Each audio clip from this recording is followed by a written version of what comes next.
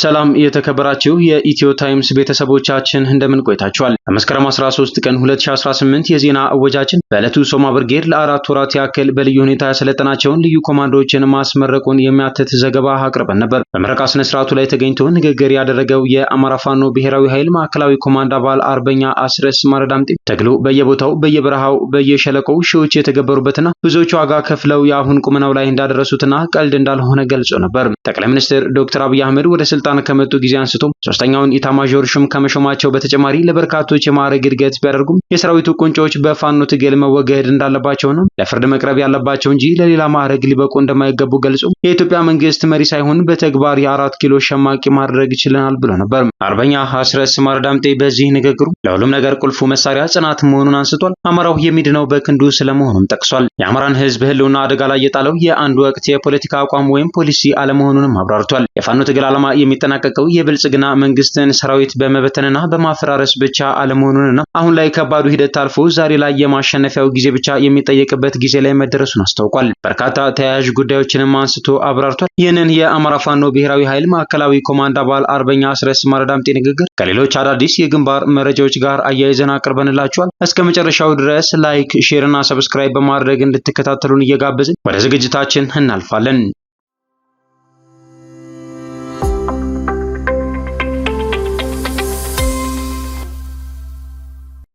የኛ ዓላማ የሚጠናቀቀው የብልጽግናን ሰራዊት በመበተንና በማፈራረስ ብቻ አይደለም ሲል አርበኛ አስረስ ማረዳምጤ ገለጸ።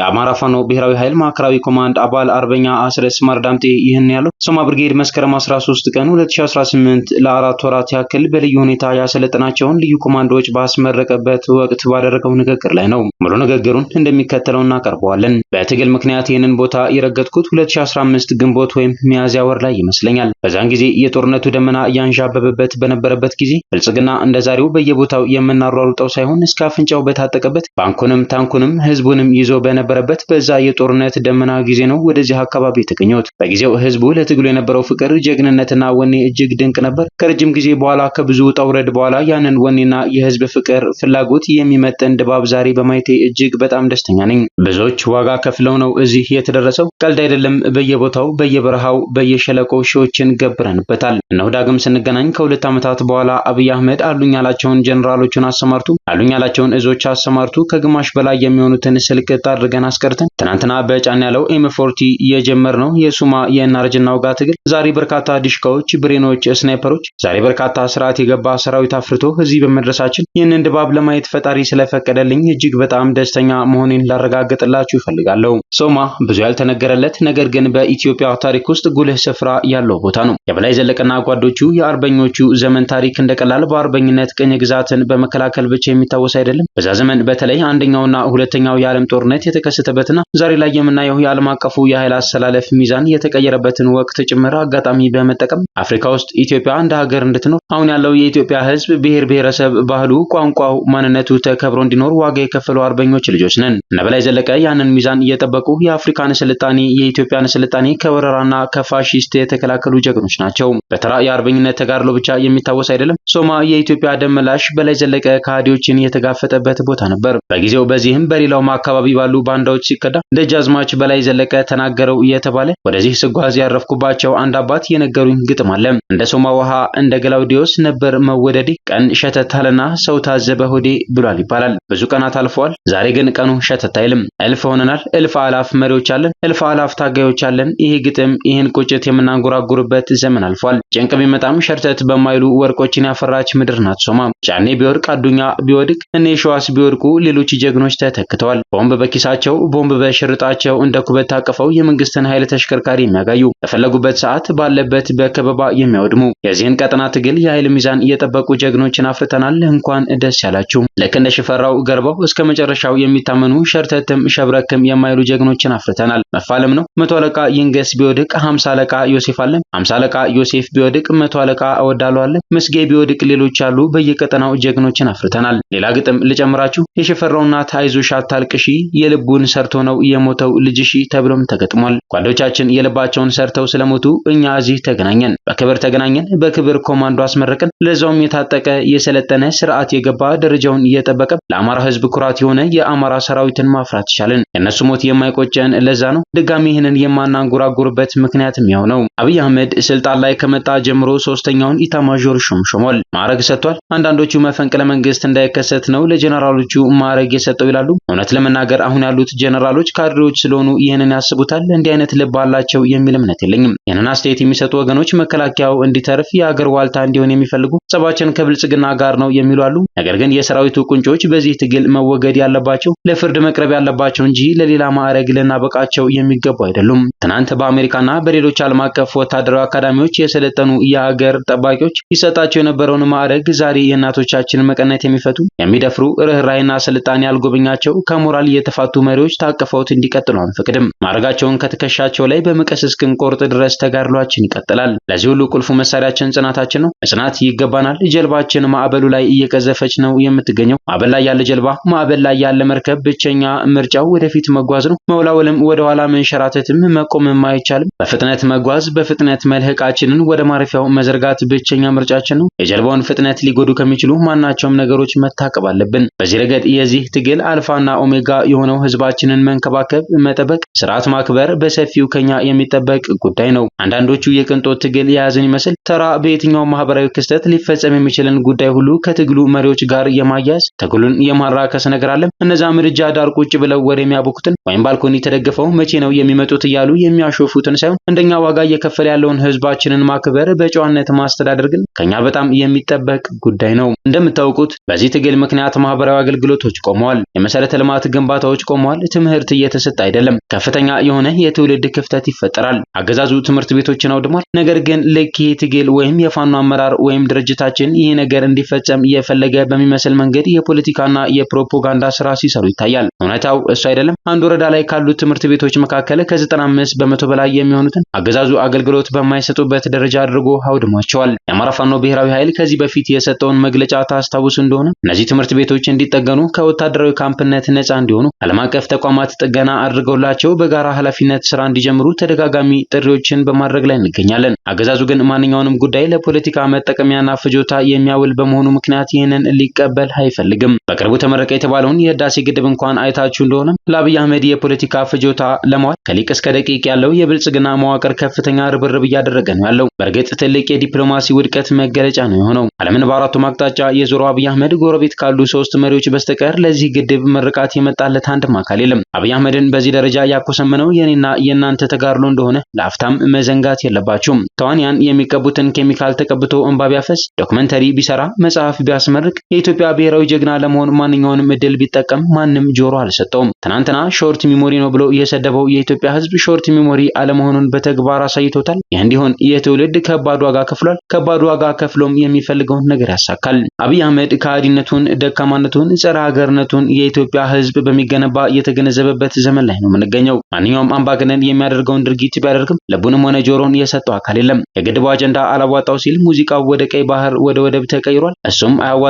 የአማራ ህዝብ የኢትዮጵያ ህዝብ ለባህር በር ለኢትዮጵያ ብሔራዊ ኩራት ያለውን ስስ ልብ ተጠቅሞ ይህንን ህዝብ የሱ ደጋፊ ለማድረግ ሰፊ ርብርብ ቢያደርግም አይሳካም፣ አልተሳካምም። በአጠቃላይ በእኛ ተጋድሎና ጽናት አብይ አህመድን የኢትዮጵያ መንግስት መሪ ሳይሆን በተግባር የ4 ኪሎ ሸማቂ ማድረግ ችለናል። የኢትዮጵያን ብሔራዊ ጥቅምና መብት አይደለም የኢትዮጵያን ብሔራዊ ባንክ ማስተዳደር እንደማይችል ለዓለም ማሳየት ተችሏል። ባለፉት 3-4 ዓመታት ይህ ትውልድ በአንድ ነገር ላይ ምንም አይነት ብዥታ እንደሌለው በተግባር ተረጋግጧል። ይኸውም አማራው የሚድነው በክንዱ ስለመሆኑ፣ ለዚህም የሰለጠነ የተደራጀ የተዋሃደ ወታደራዊ ጉልበት የሚያስፈልገው ስለመሆኑ በቃል ሳይሆን በንግግር ሳይሆን በተግባር አረጋግጧል፣ ሰርቶ አሳይቷል። የዛሬ የሶማ ብርጌድ የኮማንዶ ምርቃት ፕሮግራምም የዚህ አንደኛው ማሳያ ተደርጎ የሚወሰድ ነው። ወታደራዊ ስልጠና የምንሰጠው በሚደንቅ ድፍረት፣ በሚያስገርም ጀግንነት ውድ ዋጋ የከፈሉ ወንድሞቻችንን በአካልም በመንፈስም ለመተካት ታሳቢ አድርገን ነው። እጅጉ ባይቆስል ሽፈራው ባይሞትም ማን ይደፍራት ነበር የበላይን ቤት የሚባለው ግጥም የበላይ የእጅጉና የሽፈራው ታሪክ ሆኖ ይቀመጣል እንጂ በእኛ ዘመን ሺህ እጅጎችን እልፍ ሽፈራዎችን